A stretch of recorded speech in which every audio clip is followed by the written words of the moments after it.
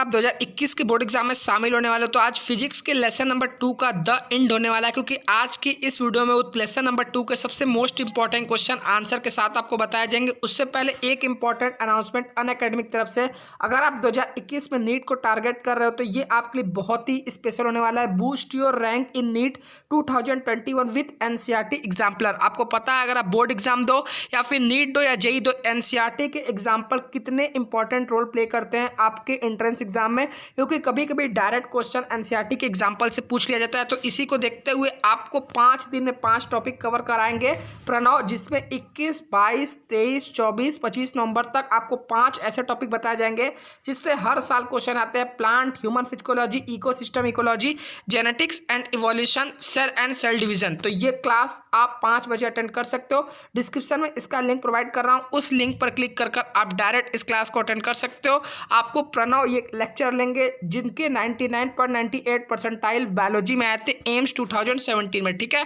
तो I hope आप description से लिंक को चेकआउट करके इस क्लास को अटेंड करोगे। अब आज की इस वीडियो को शुरू करते हैं। हेलो डियर स्टूडेंट, स्वागत है आप सभी का यूपी बोर्ड के नंबर 1 चैनल शुभम क्लासेस में। मैं संजय कुमार। स्टूडेंट, आज के इस वीडियो में हम लोग डिस्कस करने वाला है चैप्टर नंबर 2 के सभी मोस्ट इंपॉर्टेंट क्वेश्चन और आंसर को। तो ये वीडियो जो है आप अंत तक जरूर देखना, क्योंकि आपके बोर्ड एग्जाम में जो भी क्वेश्चन बनेगा, ठीक है, उस सभी क्वेश्चनों को हम यहाँ पर डिस्कस करने वाले हैं इस चैप्टर से। इससे बाहर कोई भी क्वेश्चन आपको देखने को नहीं मिलेगा बोर्ड एग्जाम में, ठीक है। जो भी डेरिवेशन होगा आपके इसी टॉपिक से ही आएगा। और बाकी रही बात न्यूमेरिकल की, तो न्यूमेरिकल आपका जो है, जो न्यूमेरिकल की सीरीज आपकी कराई जा रही है, उस न्यूमेरिकल की सीरीज से रिलेटेड ही आपका न्यूमेरिकल रहेगा, ठीक है। तो आइए देखिए वीडियो को स्टार्ट करते हैं। वीडियो को स्टार्ट करने से पहले आप लोग अगर चैनल पर नए हैं तो चैनल को सब्सक्राइब कर लीजिए, जिससे इस तरीके के आने वाली हर एक इंपॉर्टेंट वीडियो का नोटिफिकेशन आपको मिल जाए, ठीक है। तो आइए शुरू करते हैं। पहला क्वेश्चन है कि वैद्युत विभव की परिभाषा तथा इसकी बीमा लिखिए। तो सबसे पहले हमें वैद्युत विभव की परिभाषा देनी है, जैसा कि चैप्टर भी है हमारा वैद्युत विभव तथा धारिता। तो वैद्युत विभव के बारे में अगर हम लोग पहले से ही जान लेंगे या जानते रहेंगे तो ज़्यादा अच्छा है, ठीक है। तो आंसर देखते हैं।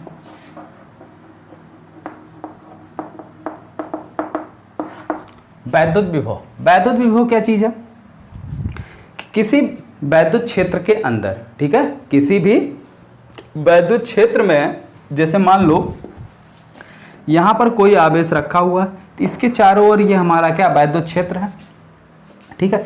तो इसके वैद्युत क्षेत्र के भीतर किसी बिंदु पर वैद्युत विभव का मान अनंत से किसी परीक्षण आवेश को इस बिंदु तक लाने में किए गए कार्य W और उस परीक्षण आवेश के मान की निष्पत्ति यानी Q0 के बराबर होता है।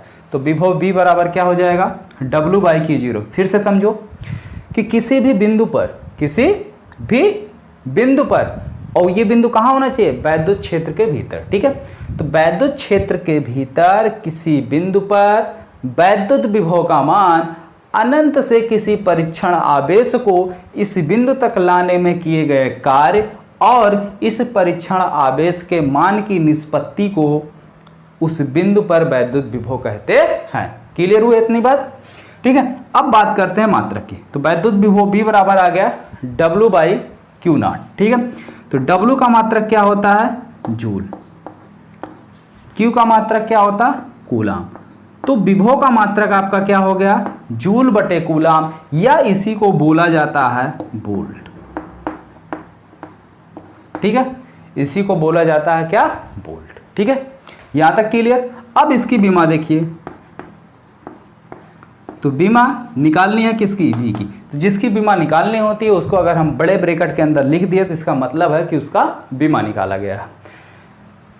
तो V का क्या फार्मूला है? W/Q यानी W की बीमा और बटे Q0 की बीमा, ठीक है।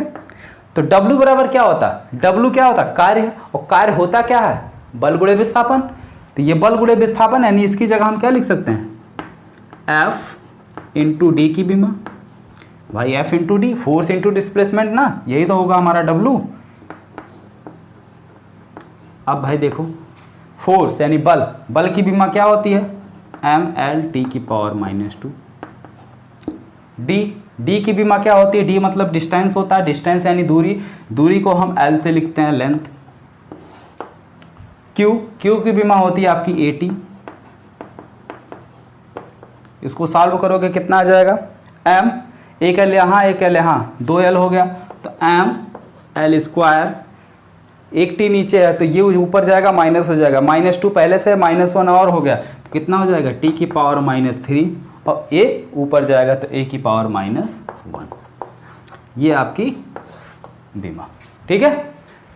तो क्वेश्चन नंबर 1 आपका क्लियर हो गया। चलिए क्वेश्चन नंबर 2 पे चलते हैं। अगर किसी को कोई डाउट हो, कहीं पर भी जरा सा भी कोई डाउट हो तो बिल्कुल कमेंट बॉक्स में तुरंत कमेंट किया करो कि सर यहाँ पे हमको डाउट है, ठीक है। संडे को स्पेशल डाउट की क्लास जो है हम लेंगे, तो इसमें जो है आप लोग जितने भी कमेंट्स करोगे वो सभी कमेंट्स का ही आपका डाउट का क्लास संडे को स्पेशल क्लास आपका रहेगा, ठीक है। मंडे से लेके सैटरडे तक यानी सोमवार से लेके शनिवार तक जितना भी लेक्चर हम आपको पढ़ाएंगे उन सभी का डाउट संडे को हम क्लियर करेंगे, ठीक है। आई बात समझ में? हाँ, सिर्फ संडे को। आंसर नंबर 2, आंसर नंबर 2 देखते हैं कि संधारित्र में परावैद्युत के उपयोग से उसकी धारिता क्यों बढ़ जाती है। जैसा कि चैप्टर को पढ़ाते समय हम बार बार आप इस बात पे जोर दे रहे थे या बार बार आपको बताया गया था कि कोई भी संधारित्र है अगर उसकी हमें धारिता बढ़ानी है तो उस संधारित्र के बीच हम कोई परावैद्युतांक पदार्थ भर देते हैं। भाई परावैद्युतांक पदार्थ भरने से उसकी धारिता क्या होती है, बढ़ जाती है। तो लेकिन उसकी धारिता कैसे बढ़ जाती है उसका भी तो हमें रीजन पता होनी चाहिए, ठीक है।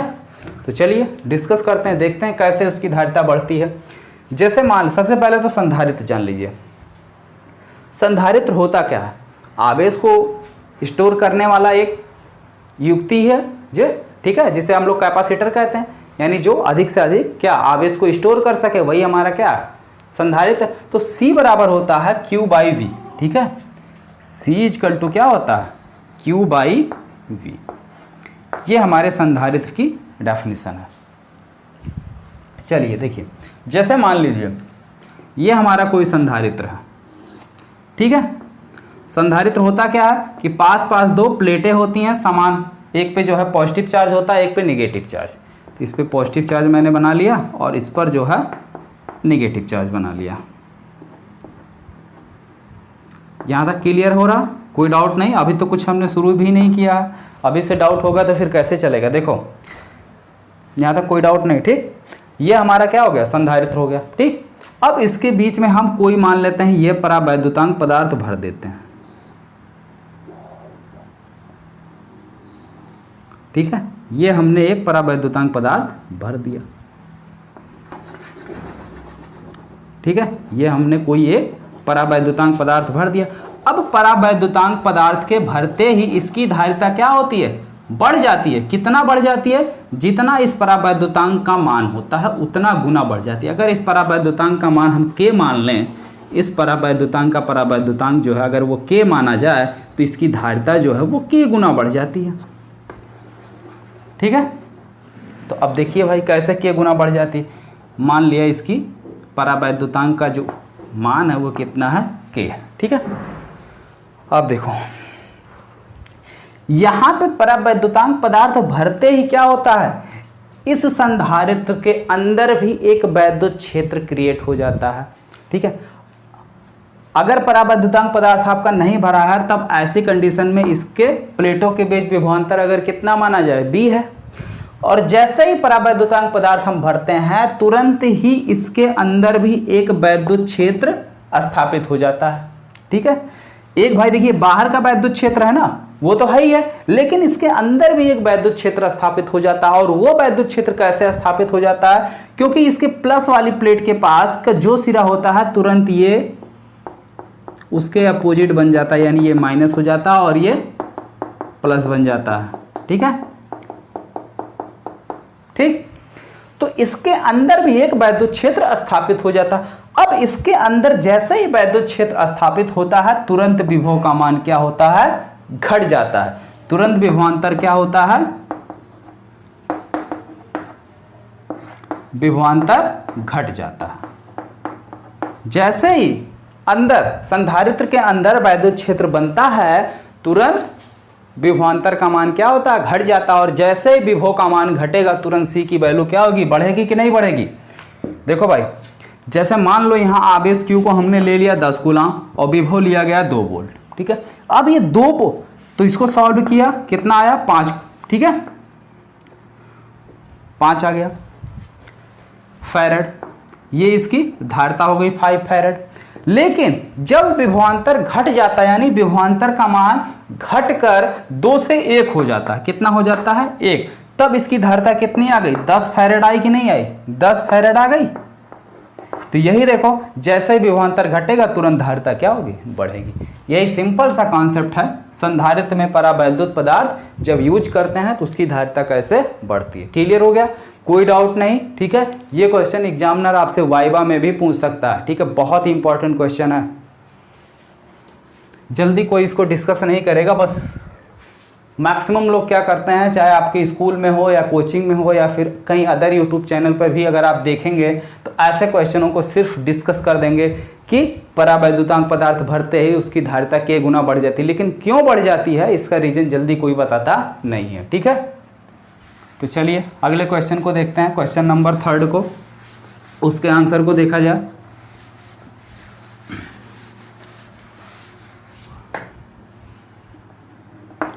क्वेश्चन नंबर 3 है कि बिंदु आवेश के कारण वैद्युत विभव, कोई बिंदु आवेश है उसके कारण वैद्युत विभव कितना होगा, कैलकुलेट करते हैं। जैसे मान लेते हैं यहाँ पर हमारा कोई बिंदु आवेश Q है, इसके कारण r दूरी पर हमें वैद्युत विभव कैलकुलेट करना है, तो हम कैसे निकालेंगे। वैद्युत विभव निकालने के 2 तरीके हैं। एक आप, ठीक है, मैथमेटिकल टर्म से निकाल सकते हैं जिसमें इंटीग्रेशन साइन यूज करके। दूसरा जो है आप टर्म बाय टर्म उसको अलग अलग करके। जैसे वैद्युत विभव की परिभाषा अभी भी क्या बताई गई थी कि अनंत से किसी परीक्षण आवेश को वैद्युत क्षेत्र के भीतर किसी बिंदु तक लाने में किया गया कार्य उस बिंदु पर, ठीक है, वैद्युत विभव कहलाता है। लेकिन कब, जब उस परीक्षण आवेश का मान 1 कूलाम हो, यानी एकांक आवेश हो, ठीक है। तो अब हम क्या करते हैं कि अनंत से किसी परीक्षण आवेश को जो ला रहे हैं उसको स्टेप बाय स्टेप ले आओ, ठीक है, ऐसे ले आते हैं। या उसी के अगर हम रिवर्स में जाने की कोशिश करें तो अनंत से अगर किसी परीक्षण आवेश को किसी वैद्युत क्षेत्र के भीतर ला रहे हैं, जितना काम करना पड़ेगा उतना ही कार्य यहां से यहां भी तो ले जाने में करना पड़ेगा ना। तो यही स्टेप यहाँ पे हमें क्या करना है, फॉलो करना है, ठीक है। स्टेप बाय स्टेप ले चलते हैं। यहाँ से यहाँ तक ले जाते हैं, कितना कार्य होता है, यहाँ से यहाँ तक ले जाने में कितना कार्य, यहाँ से यहाँ तक ले जाने में किया गया कार्य, यहाँ से यहाँ, तो छोटे छोटे पार्टों में इसको तोड़कर अनंत तक ले जाने में किया गया कार्य हम निकाल लेते हैं, ठीक है। तो किया गया कार्य जब निकाल लेंगे फिर टोटल कार्य निकाल लेंगे। कुल कार्य W बराबर इन छोटे छोटे कार्यों को जोड़कर क्या करेंगे, उस परीक्षण आवेश के मान से क्या करेंगे, भाग कर देंगे। तो विभव B इक्वल टू क्या आ जाएगा, W/Q, ठीक है। तो आपका फार्मूला निकल के आ जाएगा।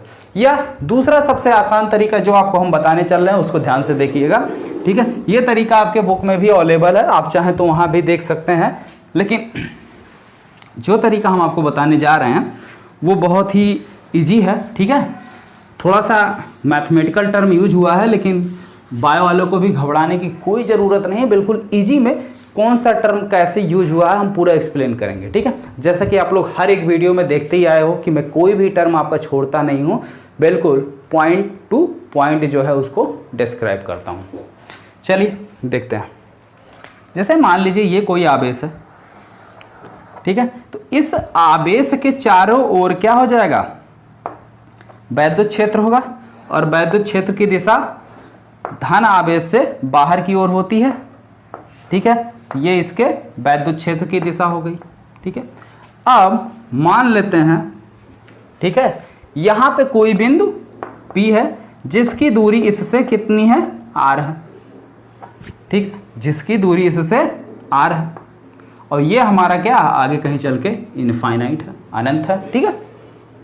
तो इस बिंदु पर वैद्युत क्षेत्र की तीव्रता कितनी हो जाएगी, अगर इसकी दूरी, ये भाई वैद्युत क्षेत्र की दिशा ये है, ये हमारा वेक्टर ही हो गया, यहाँ से यहाँ तक की दूरी, ये इसको सेंटर कोई पॉइंट मान लो O, कितनी है, R है, तो वेक्टर ओपी इजकल टू कितना हो जाएगा, vector R equal to R into R cap. ठीक है, आर कैप का क्या मतलब है, उस डायरेक्शन में यूनिट वेक्टर, यूनिट वेक्टर। ये इतनी चीज क्लियर हो गई। नहीं समझ में आ रहा तो सीधे से जान लो कि ओ से पी तक की जो दूरी है वो हमारी आर है। अगर इसको वेक्टर फॉर्म में लिखना है तो आर के साथ में कैप लगा दिया मैंने। इतना एक्स्ट्रा काम और कर दो, बस सिंपल सी। ठीक है, चलो यहां तक हो गया। बिंदु P पर वैद्युत क्षेत्र की तीव्रता निकल आई। ठीक है, अब वैद्युत विभव की परिभाषा क्या कहती है। वैद्युत विभव की एक परिभाषा है,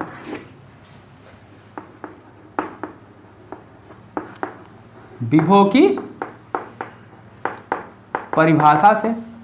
तो विभव की परिभाषा क्या कहती है कि हमें अगर बिंदु P पर वैद्युत विभव का मान चाहिए तो यहां से अनंत से हम किसी आवेश को इस बिंदु तक ले आते हैं और इस बिंदु तक लाने में जो कार्य करना पड़ता है उस कार्य को उस परीक्षण आवेश, अगर यहां पर हमारा परीक्षण आवेश Q0 है तो Q0 से भाग कर देते हैं। ठीक है, या यहां से यहां लेकर चले जाओ, जितना कार्य करना पड़ रहा है उसमें इस Q0 से भाग कर दो, तब हमारा वैद्युत विभव निकल आएगा। ठीक है, तो यानी बिंदु P पर विभव का मान Bp इक्वल टू, एक चीज और जानते हो, वैद्युत विभव तथा वैद्युत क्षेत्र की तीव्रता में क्या संबंध है। तो वैद्युत विभव तथा वैद्युत क्षेत्र की तीव्रता में जो संबंध है आगे विभव प्रवणता है उसमें हम एक्सप्लेन करेंगे, अभी उसको यूज कर रहे हैं। ठीक है, वैद्युत विभव तथा वैद्युत क्षेत्र की तीव्रता में एक रिलेशन है, उसी को मैं यूज कर रहा हूं, अभी आगे एक्सप्लेन करता हूं। ठीक है, तो हमें कहां से कहां तक जाना है, बिंदु P से लेकर इनफाइनाइट तक जाना है। तो जहां से जाना होता है इंटीग्रेशन का साइन वहीं से स्टार्ट कर देते हैं। तो इंटीग्रेशन आप P से जाना है, कहां तक जाना है, इनफाइनाइट तक जाना है, P टू इनफाइनाइट।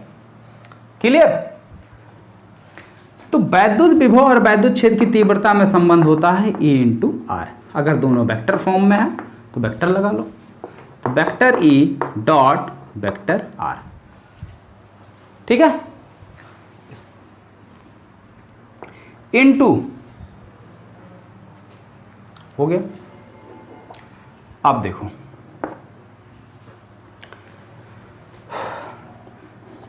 P तक की दूरी कितनी दी हुई है, R।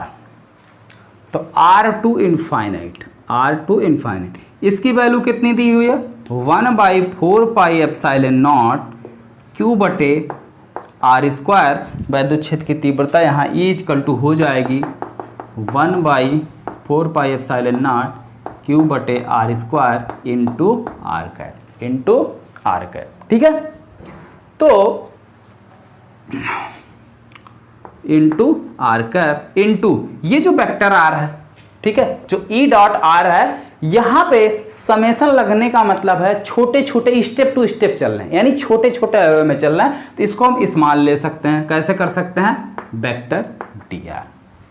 ठीक है, E dot vector D R, क्योंकि ये हमारी क्वांटिटी बहुत स्मॉल है। बिल्कुल देखो स्टेप टू स्टेप चलना है, जैसे कि हमने बताया था ना, ऐसे ऐसे चलेंगे डी आर। ठीक है, अब इन दोनों का जब हम डॉट प्रोडक्ट लेंगे तो ये दे देगा vector R cap dot D R cos theta. और यहां पे देखो वैद्युत क्षेत्र E और आपका पोजीशन वेक्टर आर कैप, दोनों के बीच जो कोण बन रहा है वो जीरो, क्योंकि दोनों एक ही डायरेक्शन में, दोनों क्या है, एक ही डायरेक्शन में। तो cos जीरो की वैल्यू होती है 1, ये सीधे सीधे दे दिया dr। इसका प्रोडक्ट करोगे तो कितना आएगा dr। ठीक है, तो इसको हमने सॉल्व किया, कितना आ गया dr। तो integration r to infinite 1/4 pi epsilon naught Q बटे आर स्क्वायर इंटू dr।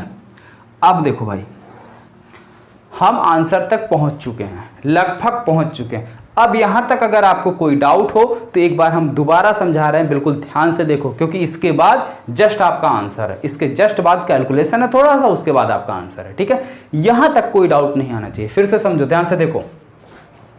जैसे मान लो ये हमारा क्या है, कोई बिंदु आवेश है। तो जब कोई भी बिंदु आवेश रखा हुआ है तो उसका आवेश के कारण आवेश के चारों ओर एक वैद्युत क्षेत्र उत्पन्न होगा। मान लेते हैं बिंदु P पर r दूरी पर स्थित कोई बिंदु P है जहां पर वैद्युत क्षेत्र की तीव्रता कितनी है, ये वैद्युत क्षेत्र की तीव्रता है। क्लियर? यहां से यहां तक की दूरी दिया हुआ r। तो अगर हम वेक्टर की बात करें, सदिश की बात करें, तो वेक्टर OP बराबर वेक्टर r। वेक्टर r बराबर क्या होता है, परिमाण गुणे दिशा। तो परिमाण कितना है, r लिख लिया, दिशा r के साथ कैप लगा लिया, कोई डाउट नहीं। ठीक है, और ये इसको भी वेक्टर फॉर्म में बना लो। तो फार्मूला अगर देखा जाए तो ये आपका ये नॉर्मली फार्मूला होता है, वैद्युत क्षेत्र की तीव्रता का नॉर्मली फार्मूला ये होता है। इसी में क्या करो, दिशा से और गुणा कर लो। दिशा किधर है, इस साइड है, आर कैप यानी आर की साइड में, तो हमने कैप लगा लिया, इस ये भी दिशा के साथ हो गया। चलो अब वैद्युत विभव की परिभाषा, वैद्युत विभव की परिभाषा जो है यहां से ली गई है। ठीक है, वैद्युत विभव B at point P BP equal to integration, अब P से इनफाइनाइट की तरफ जा रहे हैं, क्योंकि वैद्युत विभव की परिभाषा कहती है ना कि अनंत से किसी परीक्षण आवेश को वैद्युत क्षेत्र के भीतर लाने में किया गया कार्य W और उस परीक्षण आवेश के मान की निष्पत्ति के बराबर होती है। ठीक है, तो वही कॉन्सेप्ट यहाँ पर लिया गया। अगर अनंत से यहाँ तक लाने में जो कार्य करना पड़ रहा वही कार्य यहाँ से यहाँ तक। अरे जैसे मान लो आपको घर से स्कूल तक जाने में जितना काम करना पड़ता है या जितना स्टेप चलना पड़ता है, जितने कदम आपको चलने पड़ते हैं, उतने ही कदम स्कूल से घर भी तो आने में लगता है। तो चाहे हम स्कूल से घर के कदम को गिने या घर से स्कूल के कदम को गिने, बात एक ही है, दोनों बराबर ही आएगा। तो वही कॉन्सेप्ट यहाँ पे लिया गया है। ओके, क्योंकि यहाँ पे भाई स्कूल और घर आपको दोनों पता है, लेकिन यहाँ इनफाइनाइट की बात कर रहे हैं, इनफाइनाइट तो किसी ने देखा ही नहीं है। तो इसलिए जो हमें पता है ज्ञात से अज्ञात की ओर हम चलते हैं। चलिए यहाँ तक बात क्लियर हो गई। ई की वैल्यू रखा मैंने, रख दिया, ठीक है, इंटू डी आर।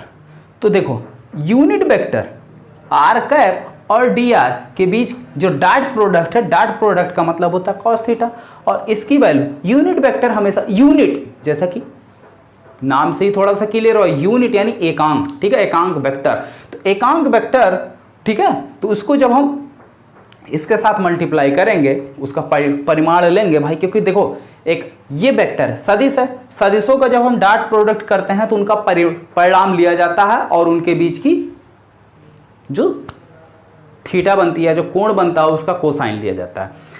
तो इसका परिणाम कितना होगा, ये एकांक वेक्टर है तो परिणाम 1 हो जाएगा, 1 इंटू इसका डी आर कॉस थीटा। तो 1 गुणे डी आर ही होगा, तो यहाँ पे डी आर लिख दिया गया। ठीक है, यहाँ पे डी आर लिख दिया गया। कॉस थीटा, थीटा कितना था 0, कॉस 0 की वैल्यू 1, फिर 1 से गुणा करोगे कोई फर्क नहीं, तो आ गया डी आर। इतनी बात क्लियर हो गई। चलो भाई ठीक है, अब यहाँ पे जो चीज़ें कांस्टेंट है उसको ले लो बाहर। तो कांस्टेंट क्या है आपका, ये इतना आपका कांस्टेंट है, इसको मैंने ले लिया बाहर। ठीक है, थोड़ा सा इधर मिटा देना, अब काम तो इधर हो गया है ना। चलो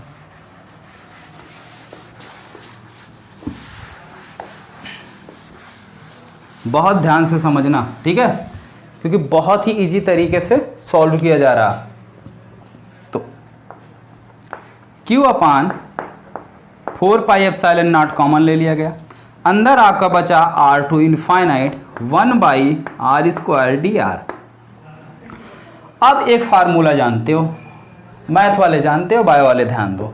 इंटीग्रेशन x की power n D X equal to होता है x की पावर n प्लस 1 बटे n प्लस 1। ठीक है, तो वही फार्मूला यहां पे यूज करते हैं। Q बटे 4 पाई एप्सिलॉन नॉट, r की पावर 2 नीचे है, ऊपर ले जाओगे तो r की पावर -2, r की power -2 r to infinite 1 D R. ठीक है, अब देखो x की जगह पे r है, dx की जगह पे dr है, तो उसके अकॉर्डिंग ये क्या बन जाएगा हमारा, q by 4 pi epsilon naught r की पावर -2 प्लस 1 बटे -2 प्लस 1।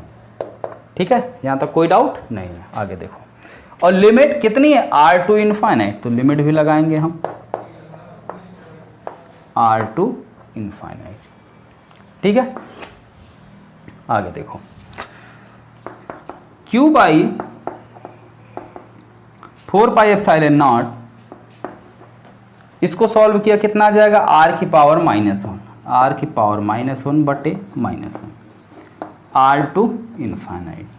ठीक है भाई, देखो -2 + 1 -1, -2 + 1 -1, तो ये माइनस ऐसे ही पड़े रहने दो, या बाहर भी ले सकते हो, पड़ा रहने दो, ऐसे ही अंदर है। ये पावर माइनस है तो इसको नीचे ले आते हैं, तो -1/r हो गया, R टू इनफाइनाइट। ठीक है, चलो फिर देखो, Q by 4 pi epsilon not, value रखो, पहले अपर लिमिट रखी जाती फिर लोअर, तो -1 इनफाइनाइट, R की जगह क्या रखेंगे, इनफाइनाइट, पहले लिमिट, फिर माइनस फार्मूले का होता है और ये माइनस इसको कर देगा प्लस। ठीक है, 1 अब R की जगह R रखेंगे तो वही चीज मिलेगा। ठीक है, और 1 इनफाइनाइट का मतलब होता है 0, 1 इनफाइनाइट का मतलब होता है 0, तो आया क्या, Q by 4 pi epsilon not 0 + 1/r। ठीक है, कितना हो गया, तो Q by 4 pi epsilon not, ठीक है, इधर मिला केवल 1/r इंटू 1/r, तो इसको हम लिख सकते हैं V = 1/4 pi epsilon naught, Q को उधर कर दो, Q/r। तो ठीक है, किसी भी बिंदु आवेश के कारण आपका यह वैद्युत विभव का फार्मूला निकल कर आ गया। ठीक है, कोई डाउट नहीं, नोट कर लो, जल्दी से नोट कर लो। ठीक है, क्योंकि उसके बाद हम फिर मिटा के अगला क्वेश्चन देखते हैं। चलिए अब आंसर नंबर 4 को देखते हैं, विभव प्रवणता। तो विभव प्रवणता चीज़ क्या है, या इसे किसे कहते हैं। ठीक है, या कभी कभी आपसे इसको जो है इस रूप में भी पूछ लिया जाएगा, वैद्युत विभव तथा वैद्युत क्षेत्र की तीव्रता में क्या संबंध है, या संबंध स्थापित करो। ठीक है, तो वैद्युत विभव तथा वैद्युत क्षेत्र की तीव्रता में जो संबंध होता है वो विभव प्रवणता का ही फार्मूला होता है। ठीक है, चलो ध्यान से समझो, देखो भाई क्या चीज़ है, विभव प्रवणता कहते किसको है, तो हेडिंग लगाओ, विभव प्रवणता।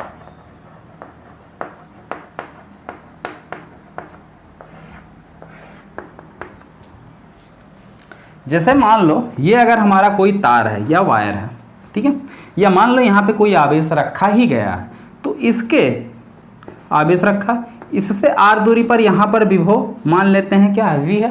तो जैसे जैसे इसकी दूरी हम बढ़ते जाएंगे, यानी आवेश से जैसे जैसे दूर होते जाएंगे, इस विभव का मान क्या होता जाएगा, घटता जाता। ठीक है, घटता जाएगा। ठीक है, तो जैसे जैसे दूरी बढ़ेगी आपकी, विभव का मान घटता जाएगा। तो यानी क्या हो जाएगा कि दूरी के सापेक्ष विभव के मान में होने वाले परिवर्तन को विभव प्रवणता कहते हैं। ठीक है, दूरी के सापेक्ष विभव के मान में होने वाले परिवर्तन को कहते हैं विभव प्रवणता। ठीक है, चलो अब जैसे मान लो ये हमारा कोई पॉइंट O है, यहाँ पर कोई +Q आवेश आपका रखा हुआ है। ठीक है, ये बिंदु A है, ये बिंदु B है, और यहाँ पर आपका कोई परीक्षण आवेश रखा हुआ है Q0, यहाँ पर आपका कोई परीक्षण आवेश Q0 रखा हुआ है। इसकी दूरी यहाँ से यहाँ तक की दूरी कितनी है, x है। ये इतनी दूरी अगर हम मान लें कितनी है, Δx है, कितनी है, Δx, या इसको r मान सकते हैं, इसको Δr मान सकते हैं। तो अगर हम O से डायरेक्ट दूरी देखें तो ये O से इसकी डायरेक्ट दूरी कितनी हो जाएगी, x + Δx, होगी कि नहीं होगी, होगी ना। अब इस आवेश के कारण अगर मान लें यहाँ पर वैद्युत क्षेत्र की तीव्रता कितनी है, E है, तो ये जो परीक्षण आवेश रखा हुआ है इस पर एक बल लगेगा, कितना बल लगेगा, F = Q0E, और ये बल की दिशा किधर होगी, इस साइड होगी। ठीक है, इस पर एक बल लगेगा F, क्योंकि कोई भी चार्ज, कोई भी आवेश अगर वैद्युत क्षेत्र के भीतर रखा जाता है तो उस पर वैद्युत क्षेत्र के द्वारा एक बल लगता है जिसे वैद्युत बल कहते हैं, और वैद्युत बल F बराबर होता है Q0 × E। ठीक है, इतनी बात क्लियर हो गई। अब देखो हमको निकालना विभव परिवर्तन, यानी विभव के मान में होने वाले परिवर्तन निकालने हैं। तो यहाँ पर कोई अगर आपका चार्ज है या आवेश है, यहाँ पर विभव निकाल लेते हैं, फिर यहाँ पर विभव निकाल लेते हैं, फिर देख लेते हैं दोनों में क्या अंतर है, पता चल जाएगा ना। दो बिंदु हमने ले लिया, एक बिंदु बी ले लिया, एक बिंदु ए ले लिया, दोनों बिंदुओं पर हम विभव अलग अलग निकाल लेते हैं, तो हमें विभव प्रवणता का मान क्या हो जाएगा, पता चल जाएगा। ठीक है, तो देखिए, या सिंपल सी बात है कि अगर यहां से यहां तक इस आवेश को बिंदु बी से बिंदु ए तक लाने में किया गया कार्य पता चल जाए, तो इन दोनों के बीच का विभवांतर भी पता चल जाएगा, है कि नहीं है? हाँ, चलो तो लिखो,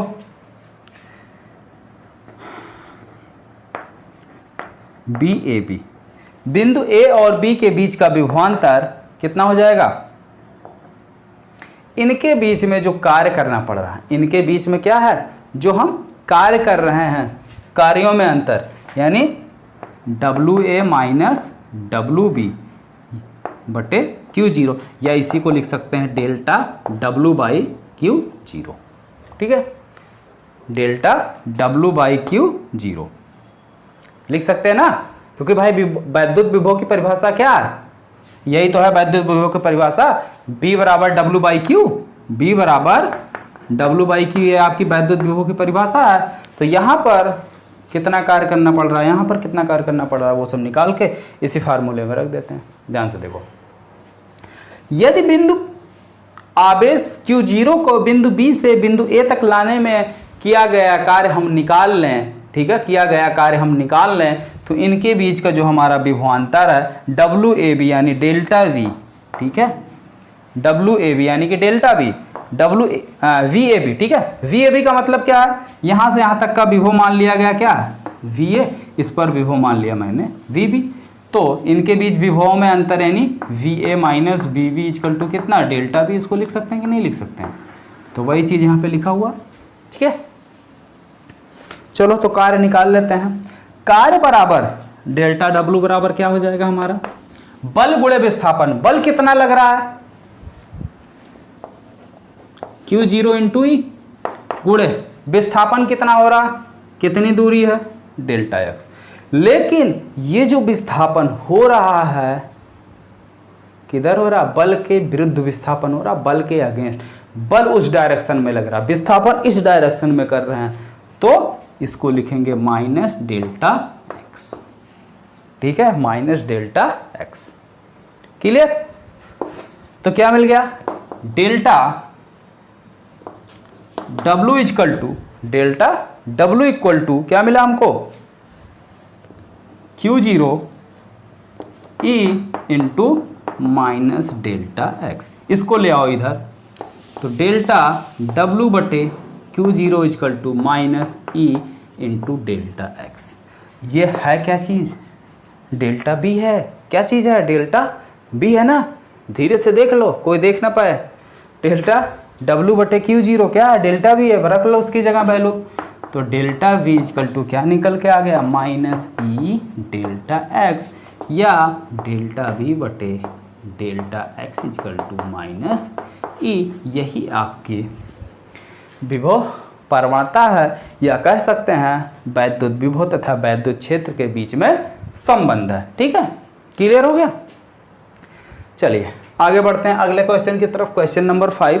इसको अगर आपको नोट करना हो तो जल्दी से नोट कर लीजिए, हम बढ़ते हैं अगले क्वेश्चन की तरफ। तो चलिए देखिए आंसर नंबर 5 काफी इजी है, वैद्युत द्विध्रुव। सबसे पहले क्या करो, वैद्युत द्विध्रुव बनाओ। हमेशा हमने बताया वैद्युत द्विध्रुव के बीच की जो दूरी लेते हैं वो 2l लेते हैं। टोटल दूरी कितनी है 2l। ये पॉइंट A, ये पॉइंट B। यहाँ पर रखा हुआ माइनस आवेश Q0, यहाँ पर रखा हुआ आपका आवेश प्लस Q0। ठीक है, अब देखो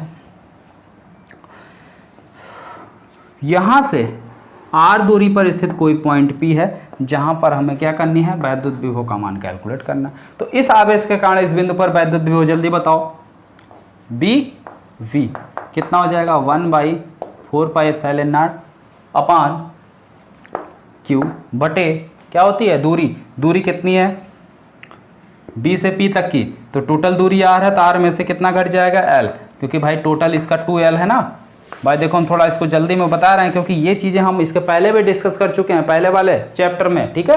वैद्युत विभव, वैद्युत ध्रुवीकरण, वैद्युत क्षेत्र की तीव्रता, तो कितना हो जाएगा R माइनस एल, समीकरण नंबर 1, ठीक है। दूसरे के कारण VA बराबर कितना हो जाएगा 1/4 pi epsilon not, 1/4 pi epsilon not minus Q अपान, भाई हमने कहा था विभव में साइन लिखा जाता है लेकिन वैद्युत क्षेत्र में नहीं। वैद्युत क्षेत्र में साइन केवल दिशा को व्यक्त करता है लेकिन यहाँ पर वैल्यू रखी जाएगी। कितना हो जाएगा R प्लस एल, ठीक है। अब इसमें से इसको घटा लो। बिंदु P पर परिणामी विभव, बिंदु P पर परिणामी विभव V इक्वल टू कितना हो जाएगा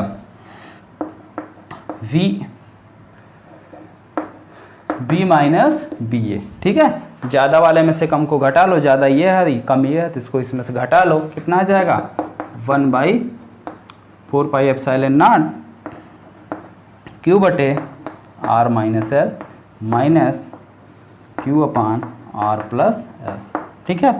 तो इसको सॉल्व कर लो, Q को भी बाहर ले लो या 1/4 पाई एप्सिलॉन नॉट Q बाहर हो गया, इसको इधर R प्लस एल तिरछा गुणा कर लिया minus R plus L upon R square minus L square, ठीक है भाई।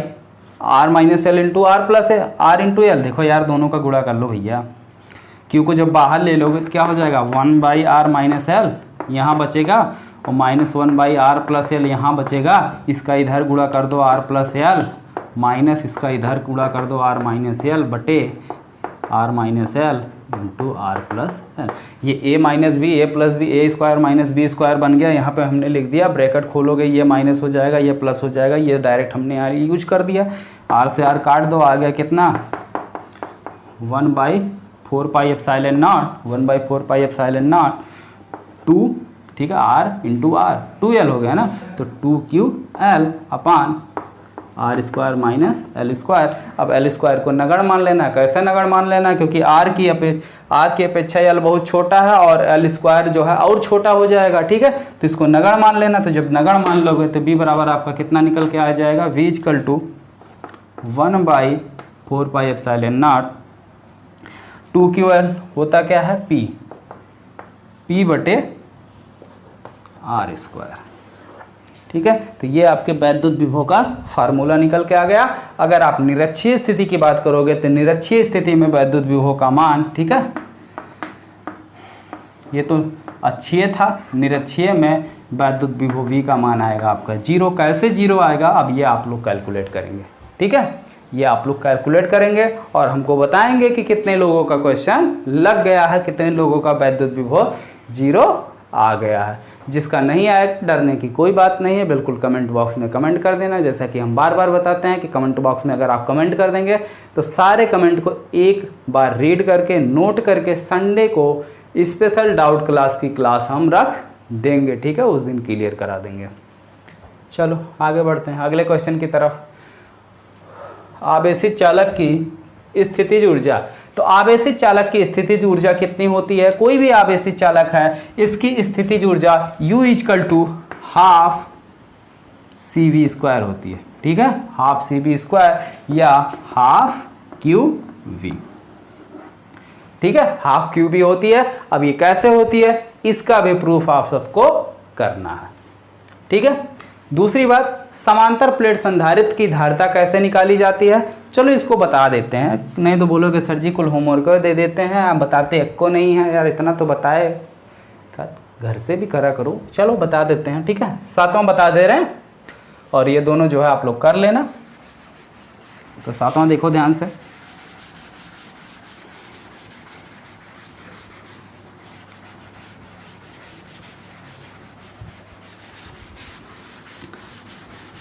देखो होमवर्क इसलिए दे देते हैं क्योंकि ये सारी चीज़ें पढ़ा चुके हैं। अगर नहीं पढ़ाए रहते तो बिल्कुल होमवर्क नहीं देते, ठीक है, क्योंकि चीज़ें पढ़ा चुके हैं वही हम देखना चाहते हैं कि आप लोग कुछ पढ़े भी हैं या ऐसे ही चल रहा आप लोगों का, ठीक है।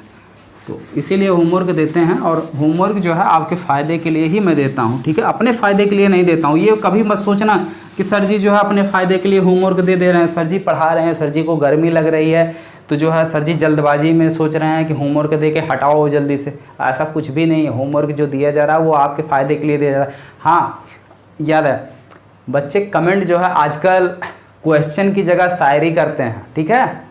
किसी बच्चे ने कमेंट किया था कि जो पानी से नहाता है वो लिवाज बदलता है, ठीक है, और जो पसीने से नहाता है वो इतिहास बदलता है, ठीक है। तो इस बात को आप नोट कर लो, ठीक है। जैसा कि पढ़ाते पढ़ाते पसीना तो आ जा रहा है, ठीक है, लेकिन ये मत सोचना कि जो है हम अपने लिए होमवर्क देते हैं, आप अपने काम से बचने के लिए, ऐसा नहीं है। आपके लिए होमवर्क देता हूँ कि आप उसको पढ़ो, आप होमवर्क करो, आपकी चीज़ें क्लियर हों और आपकी डाउट्स एकदम क्लियर हो, आपकी तैयारी बेहतर हो, इसके लिए होमवर्क देता हूँ।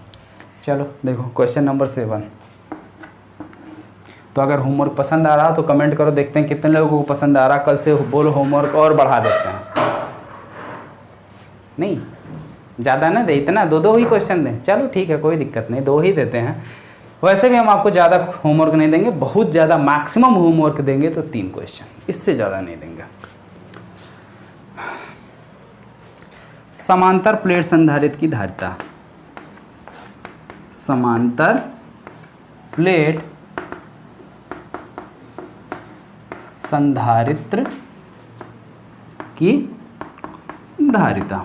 चलो जैसे मान लो ये हमारा कोई समांतर प्लेट संधारित्र है, ठीक है, ये क्या है हमारा कोई समांतर प्लेट संधारित्र है, एक समान रूप से आवेशित है, इस पर प्लस चार्ज है और दूसरे वाले पर माइनस चार्ज है। हाँ क्लियर हुआ यहाँ तक। अब वैद्युत क्षेत्र की तीव्रता में हम पढ़ चुके हैं, समांतर प्लेट कोई भी अगर 2 हमारे पास समांतर प्लेटें होती हैं तो समांतर प्लेट की जो वैद्युत क्षेत्र की तीव्रता होती है ई बराबर होती है sigma upon epsilon not, sigma upon epsilon not. जहाँ पे सिग्मा क्या है, सिग्मा इक्वल टू होता है, सिग्मा इक्वल टू क्या होता है, सिग्मा इक्वल टू होता है क्यू बाई ए।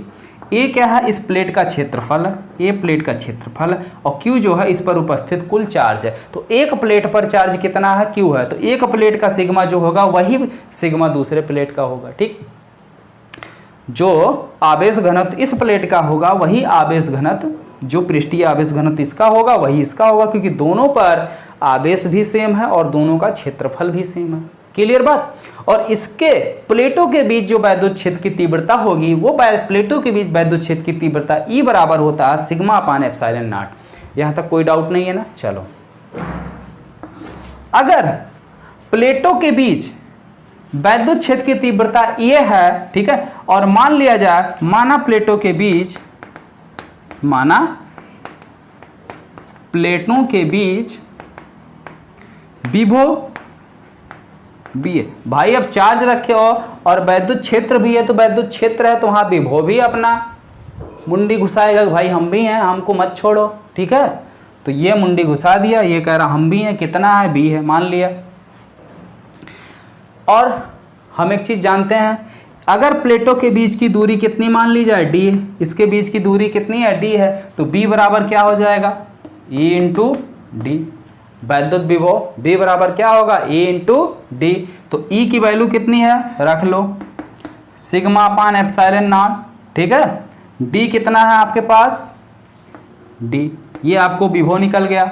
और धारिता की परिभाषा क्या होती है, सी बराबर होता है क्यू बाई बी, क्यू बटे में बी, तो वी। और एक चीज सिग्मा बराबर कितना, क्यू अपान ए, रख low value Q by A into D epsilon not, ठीक है। कितना आ जाएगा, क्यू डी बटे ए एप्सिलॉन नॉट, ये आपका आ गया। तो यहाँ पे वैल्यू रख लो क्यू बटे क्यू डी बटे एप्सिलॉन नॉट ए, तो एप्सिलॉन नॉट ए चला गया ऊपर, तो सी बराबर आ गया एप्सिलॉन नॉट ए बटे क्यू से क्यू कट गया और नीचे डी, ठीक है। ये आपके समांतर प्लेट संधारित्र की धारिता। लेकिन अगर इसके बीच हम क्या करें, कोई परावैद्युतांक पदार्थ भर देते हैं जिसका परावैद्युतांक कितना हो, के हो, तो इसकी धारिता जो है वो कितना हो जाएगी, सी डैश, यानी बढ़ जाएगी, कितना बढ़ जाएगी, के गुना, ठीक है। के सी की वैल्यू रख लो, तो के epsilon not a by D, ये आपकी नई धारिता होगी, ठीक है। अगर इसके प्लेटों के बीच हम क्या करें, कोई परावैद्युतांक पदार्थ रख देते हैं तो, ठीक है। तो ठीक है, तो आप लोग जो है ये जो दोनों क्वेश्चन हमने होमवर्क दिया उस दोनों क्वेश्चन को जो है आप लोग कर लीजिएगा। और ये जो है आपके चैप्टर नंबर 2 के सारे मोस्ट इंपॉर्टेंट क्वेश्चन जो है कंप्लीट हो गए हैं। अब आप लोगों का एक काम बनता है कि वीडियो को फटाफट लाइक कीजिए और वीडियो को मैक्सिमम लोगों में यानी अपने दोस्तों में भी अधिक से अधिक शेयर कीजिए। और अगर चैनल पर आप नए हैं तो चैनल को सब्सक्राइब कर लीजिए, जिससे हर एक इम्पॉर्टेंट वीडियो का नोटिफिकेशन आपको आसानी से मिल जाएगा। ठीक है, तो मिलते हैं अगले वीडियो।